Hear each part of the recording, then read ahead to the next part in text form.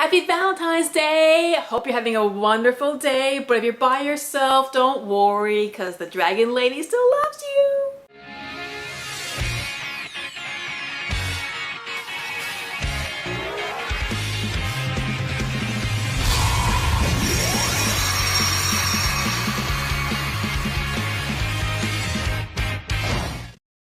So yes, this is my husband. You've seen him a couple of times in my videos, but I figured this would be a great time to talk about kind of like how we met and how Yu-Gi-Oh was involved, especially the old way of playing these decks. So now I know, at the Yu-Gi-Oh tournament, that was the first place you actually saw me, or we met each other officially? Yeah, that was the first time, I had ever seen you, but, I don't think we talked to each other until, I went to at least a couple of tournaments there. I actually met her in January of 2003. That's where I first seen her, at the comic book store where the Yu-Gi-Oh tournaments used to be held. But I pretty much just seen you. We didn't really talk much, when I first went down to those tournaments. Yeah, because I didn't really notice you at all. But, because I remember like us officially meeting, like we did play one duel, but I remember meeting you at a friend's place. But you got the weirdest memory, like, because what was the first duel that, like, we did duel each other, right? Yeah. We did? Okay. Yeah, we did.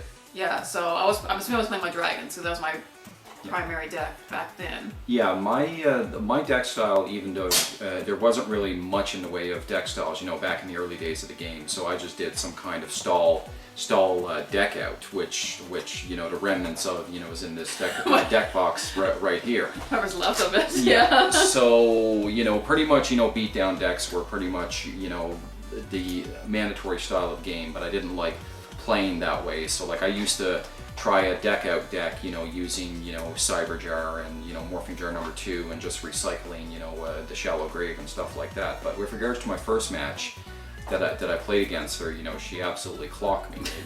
This was back in the days in which Graceful Charity and Pot of Greed wasn't banned. So for her, it was just pretty much Graceful Charity, Pot of Greed, Lord of D, 2 flutes, 4 dragons. You just might as well throw your hands and give up. But there was one little game that I had against her that I remember that she built up her unbeatable dragon board. And I remember, I think I activated Fisher to kill the Lord of D, and then I stole one of her blue eyes with Change of Heart, and then I ran the blue eyes into another blue eyes, and then I ended up playing Monster Reborn on her blue eyes, and then I was left on the field, with the strongest monster, and I was feeling pretty proud of myself because I said to myself, oh, thank God, I'm finally going to beat her, but not a chance. No, yeah, when 3,000 beat sticks was almost a win condition, and the draw power, Pot of Greed was all you had, and Change of Heart was legal. How ironic, that's how you got my attention. Well, that's not how you got my attention, but Valentine's Day, Change Your Heart, ha ha ha, I don't think that card will ever come unbanned. Oh, yeah, I don't really remember that, I do remember like there's one person to play the trolley stall decks, but yeah, there wasn't really a meta back then, so beatdown was the closest you could get to it. So that was sort of my play style at the time. Well, obviously dragons, it was beatdown, and swarm. That was the most I could really do. I did play my Exodia deck numerous times. Did you ever play that? Like, did we go against it or with Exodia? No, I don't think I've ever played against your Exodia deck. The only other alternative decks I think I might have played against you is your Bad Reaction to Samuchi deck and your Ocean deck. Yeah, I didn't play the Ocean deck all that much, but the thing about the Samochi deck, that wasn't really my deck, or because a friend of ours, he came up with this Bad Reaction to Samochi. And not that often, sometimes at the tournament, we did hold tag team events. So you had 2 people for a team, and you went against each other. And it kind of worked like how it did in the anime. Like, you both had 8,000 life points each. But if one person lost all their life points, the whole team lost. And you could do things to protect each other. So like he went with the idea with the Bad Reaction to Samochi, and I had a few life gain cards to help, damage our opponents. But I still kept a lot of my dragon beatdowns intact. And one sneaky thing we did is to protect him while he was doing his whole like gaining and burning stuff. I used to use a Ring of Magnetism, so I would actually equip that to one of my dragons. So if they wanted to go into battle phase and attack someone, like they had to attack my blue eyes, and none of them had anything strong enough to to go into it. So that was sneaky, but no. But the bad reaction though really did carry over to today. Like it works so much better. But yeah, that's just the way it worked with those decks. Now, but why gave you the idea to do? I mean, there wasn't a whole lot of support for decking people out. No. And there's a lot of stall cards like Gravity Bind. Gravity Bind, Level Limit Area B, and Stumbling, and things like that. So yeah, so like what attracted you to that? It's just that I liked alternative ways of winning. Just literally beating your opponent to submission didn't really have much appeal to me, because I kind of liked the crafty approaches towards winning with specific card games. It wasn't all about just having the strongest monster on the field and just attacking until you win. I kind of liked the concepts such as burn damage, or the games resulting in a tie by exploiting last turn and jousting the spiritualist.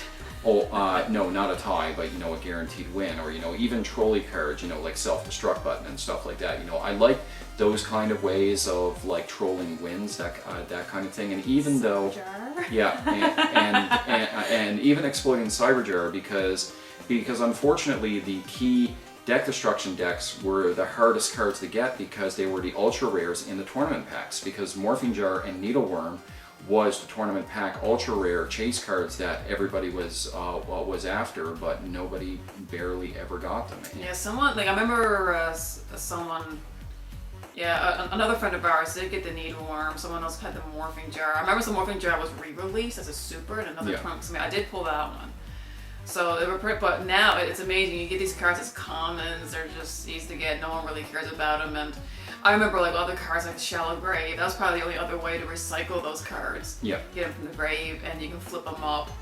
Bukatayu, is it? Bukatayu, and then to put them back down, with Book and Moon, and exploiting a spirit monster by the name of Tsukiyomi, that if you summon it, she gets to put a monster face down defense. So I mean, in concept it works, but what was your record with it though? It wasn't really all that great, but it's just I stuck to that deck style just because it was kind of my identity when it came towards this game, because despite even playing the game since late 2002, I haven't gotten first place in a tournament before. I've gotten close, but I just don't like catering to what's popular or what's the guaranteed win, and I kind of like to stick to my deck style. So yeah, and again, back then there wasn't very many deck styles you could really identify with. I mean, for the most part, you put a monster down, you have some support, and you just win from there. And as we said back then, it's how do you make a deck consistent? You didn't. You just make do. The best consistency card was probably Cyberjar. You can get Cyberjar out if your Sangan or your Rich Black Forest went to the graveyard, so you get that and set it, or if it was sent to the grave, you Shallow Grave. I found back then where there was fewer cards, people were saying, "Oh, the decks must have been the same." Well, yes and no. It did force you to be more creative. Today, there's a lot more variety. You can build decks around things. I mean, this is my dragon deck. I mean, this was probably the closest thing you can build around something as you could at the time. Just build around Lord of Deed, getting them faster, draw power, get the flutes, get the dragons out. You can even stall sometimes, or use Mirror Force to protect yourself. But now, I can take out the Blue Eyes White Dragon. That's got its own deck type now. It even won a WCS, which was crazy, and the Dark Magicians, got their own deck archetype, and Cyber Dragon. So now when you play YuGiOh, it's what deck you're playing. You can actually say what you're playing now, as opposed to, just got a few monsters, some equip cards, Monster Reborn, Regeki, all of those staples. So it has really changed though. But no, but I will be honest, when you first I don't even remember the first time he came down to the tournament because my time was mostly occupied with playing and doing judgment calls. And striking fear into the little kids. And striking fear to the little kids. I don't want to do that, Dragon Lady. I did okay with this. I'll say that. But you didn't want to do me at first, or when we first matched up. No, because when I first got there, you had pretty much an infamous reputation. People had told me, you see that woman there, she's actually one of the best duelists down here. They actually call her the Dragon Lady. The funny thing is even though we first seen each other in January of 2003. We actually never had our first date until the second week of June. We never had our first date until June the 13th. I still remember it because dates, I don't know how you remember all these dates. It was actually a Friday the 13th. And I was born on a Friday the 13th. Yeah, I'm so lucky. And the funny thing is that if it's one thing that we have if it's somebody we have to thank more than anybody else, with regards to us being together, it's actually my best friend, because if it wasn't for him, we wouldn't have had that chance to actually get together. But I had to ask you that though, because he actually said this to me real short, because we started hanging out as good friends and whatnot. I remember we were at my apartment and watching a movie, so I had to drive him home. And I don't remember how the conversation came up, but you're like, oh, I would never be able to ask a girl that, I'm too shy, etc. And in my head I'm thinking, oh great, now I'm gonna ask him that, because I was actually getting interested. And I don't know if it was a month or so later, he had he lived in town temporarily, but he went home to his original hometown to help his parents with their original house, with a few things long, about a 12-hour drive away. We're just talking on the phone, and I asked him out. I was like, hey, do you want to go out on a date? Get to know each other and everything. He's like, yeah, sure. I want to take things really slowly. It's like, okay, I respect that. And then you end up moving in with me, a month or two after? No, I moved in with you a couple of months after I started working at the same job you did. I moved in with her. We started dating in June, and I moved in with you in October. Yes, and we still play. Now, I retired, though, in 2004. I still can't remember the actual time. I think it was probably in the middle-ish, maybe, because I remember work was starting to get in the way, and the game wasn't really what it used to be. The community wasn't all that great. It just started to go downhill. But you stayed in it longer, though. I stayed in it until 2009, but what got me out of the game is that my deck identity was deck destruction, but unfortunately by the time 2009 rolled around, all the key deck destruction cards that I was so used to using were all banned. They were all banned. Yeah, I remember too. I remember things getting unbanned. I didn't really keep up with the ban list all that much.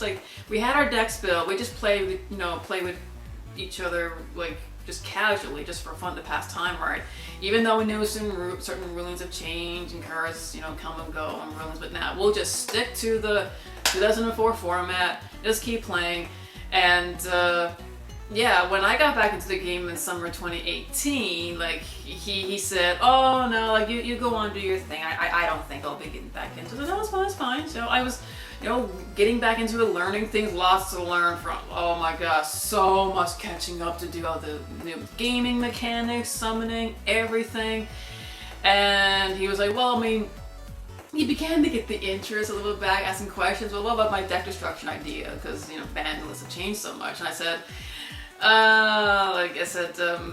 not only were a lot of the cards illegal, but I said, trust me, with the cards that's out there now, what his original ideas just would not be viable. And then he just started going through older cards, because that's a cool thing. We like going through older cards, and they can actually stand up to today's game. But he told me, can you build a deck around Inferno Tempest? I'm like, what the hell is that? I didn't even remember what it was. And that's when I looked it up, and I was like, oh shit, oh my god. So that's when I spent hours and hours on the YuGiOh wiki.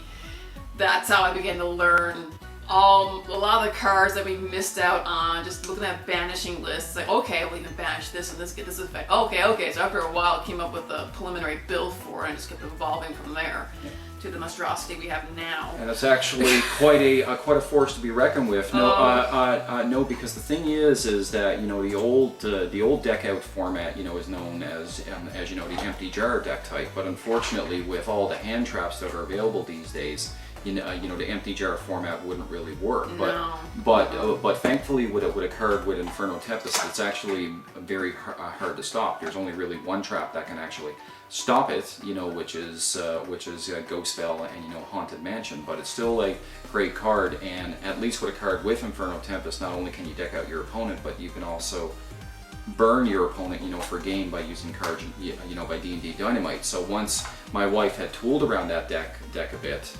and we started playing it at tournaments and realized, it was a very degenerate deck, and it can actually keep up with the meta. Then that's why I don't play anymore. Then that actually kind of kept me interested in the game, because I like to play cards like that. Yeah, but you are broadening your horizons. Yeah, you're playing Valkyries now. I'm playing Valkyries now, and we'll need to do a profile on that. Yeah, you're doing pretty well with it. I still help him out from time to time. Yeah, but he's doing good. And I'm still working with Gravekeepers, because Gravekeepers is a very degenerate deck type. But like, those are the deck types that I like to play. I like to play trolling decks. So it's funny to say like the Gravekeepers, because I just went to my Exodia deck, and one of the cards is the Necro Valley, but this is the original one, like magic card, PGD. Pharaonic Guardian. Yep. And of course it was errata too, because this was never about Gravekeepers. The primary purpose of Necro Valley was really about just stopping you from moving anything from your deck, from your graveyard. Okay, well, it does include Gravekeepers, but not to the extent that it did today. Because it just says that as long as this card remains face on the field, all effects of magic, trap, and/or effect monster cards that involve graveyards are negated, and neither player can remove cards in the graveyards from play. So yeah, this actually stopped grave effects. Yeah. So they completely changed this card. In addition, increase the attack and defensive of monsters that includes Gravekeepers. And okay, so it did do things with Gravekeepers, but yeah, I just thought it was cool. Just the way the old cards were written, the text. It's just so cool to go back and look at them. And now they have all the erratas. And one thing I found really cool is roughly the time that I retired from Yu-Gi-Oh! The Chaos Emperor Dragon. I did have one in my original deck. This one. I didn't get to utilize it that much because it was a one-of. You had kind of had the luck in the drawing into it. But it got banned. And not too long after I come back into the game, it came back. Even though it was errata, I thought it was cool. Yeah, the Chaos Emperor was waiting for me to return. And now it's silly. And now it's back to 3. So. Oh yeah. But now like things are way different. Not just the game, but I find the community so positive. Like when I went back, I felt a little intimidated at first because here I am. I mean, the night before I took this deck. I tried to update it as much as I could with what I knew, and you put cards that are now legal again. So like you were only allowed 1 Sangan. Now I can put 3 in there, or 3 Mirror Forces. Like it did, it did win a game. No matches did win a game, but I showed up and I felt like, man, I'm walking out on their turf, right? I'm gonna accept like a newbie, like a old veteran like walking in, and man, they were so nice. They're even giving me updated versions of cards, like Laura D, well, we got King of D, you can use that. They were giving me a few cards, so man, and I was telling you about this, like this is nothing what it was like it used to be. These guys are so happy, they're positive, they they love new people coming in or returning players, they'll help you catch up, all of this stuff. So it was great, and I actually did get recognized on the second tournament though, which blew me away. I had someone recognized this pendant. This is like, did you play at that card shop, at the game shop downtown years ago? Like, yeah. I was like, you the dragon lady? I'm like, yeah. So, so I thought that was crazy. So Yeah, apparently, yeah. And there's a few of the older players that was there too. Like one felt like he was just a kid back then. He's all grown up now. I was like, oh my god, I recognize you. It's Yeah. yeah, it's kind of funny. Another great memory, you told me about when you got back to the game is, when you took my Inferno the Tempest deck to a tournament for the first time. Oh, and test it out. And you actually played that card for the first couple of times, and nobody had any idea what they were. There was a lot of bewildered looks and a few curse words and just a lot of In jest, insanity. of course. Yeah. They weren't actually, being nasty with No. me. But their jaw, I never seen so many jaws drop that before. It was like, what the hell? I was like, oh, it banishes irritate. Like, what? And then you flip D&D Dynamite to finish them off. I was like, oh man. So like, it did okay the first time I played it, but that's the thing. That's what retooling is for. It's like anytime I build a new deck, that's what I do. I'll test it out, and you just collect data. It's okay. This is what should change. And YuGiOh Pro, it's fine, but you get the better results when you play against actual people at your locals, because especially with siding. Because as I always say, like what works in my locals, what I play may not work for yours. So that's why. Go on YuGiOh Pro, try it out, then bring it to your locals and build it from there. And that's kind of what happened to that Banish deck, which I can't believe I still hate the fact I built that. I just... Thankfully, It's your problem now. Yeah, exactly. It's your problem now. But thankfully, YuGiOh's always been a really strong point in our relationship. It's it brought us together. And most importantly, it gives us an opportunity, to socialize, with people and actually, and get out and really enjoy ourselves. So. Yes, it doesn't mean you can't find love at a game shop, because that's what happened to us. Or, like at Geek Chic and Nerdy Girly. Yeah, exactly. Anyway, so hope you enjoyed this trip down memory lane and hearing our story. You'll probably see him more in my videos from time to time. But yes, thanks for watching. Like and subscribe if you haven't done so already, and remember to be a good sport, play the game, Not the fame. see ya. Later. Thanks for watching. If you like what you see, subscribe and be sure to click on the bell for notifications. You can also check me out on Facebook. The link is in the description below. Happy dueling!